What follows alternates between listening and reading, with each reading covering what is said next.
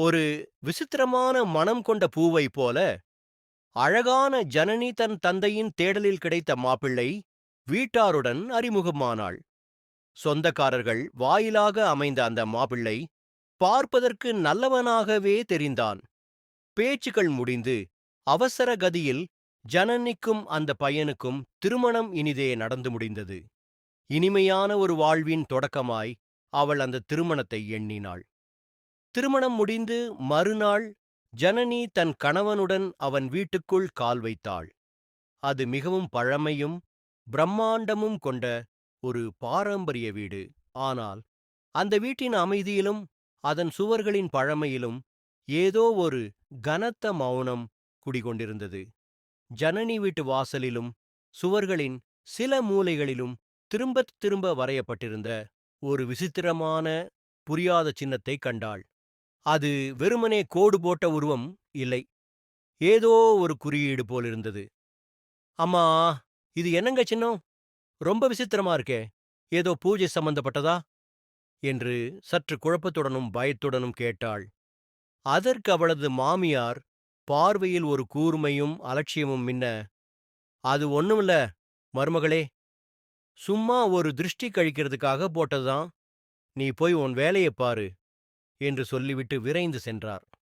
அந்த அலட்சியமான பதிலில் திருப்தியில்லை ஜனனிக்கு.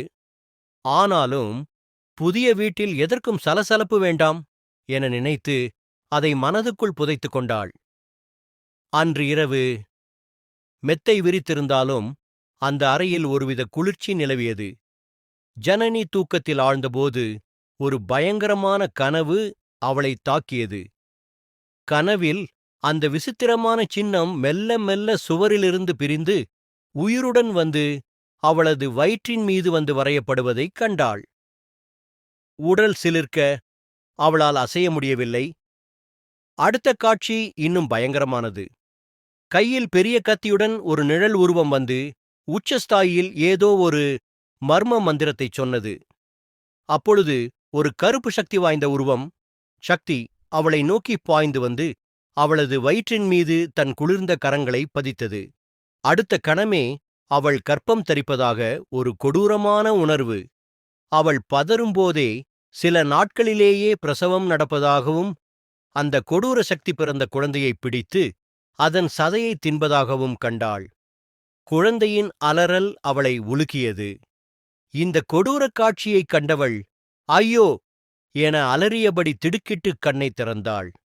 அது வெறும் கனவு எனத் தெரிந்ததும் அவள் நெற்றி வியர்க்கப் பெறும் நிம்மதி அடைந்தாள். ஆனால் அவளது மனதின் ஒரு மூலையில் இந்த கனவுக்கும் அந்த சின்னத்துக்கும் தொடர்பு இருக்குமோ என்ற பயத்தின் விதை விழுந்துவிட்டது. அடுத்த நாள் காலை மனதில் கனவின் அச்சம் இருந்தாலும் வாசலில் கோலம் போடுவதற்காக ஜனனி வெளியே வந்தாள்.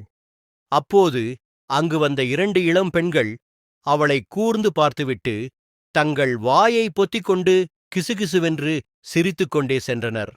அவள் அருகே சென்றபோது ஒருவர் மற்றவரிடம், ஓ, இவதானாம், இவதான் அடுத்த பலியா என்று கேட்பது போல அவளுக்கு கேட்டது.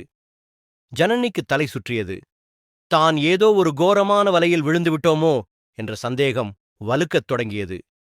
கோலத்தின் மீது மனதைச் செலுத்த முடியாமல் குழப்பத்திலே நின்றாள்.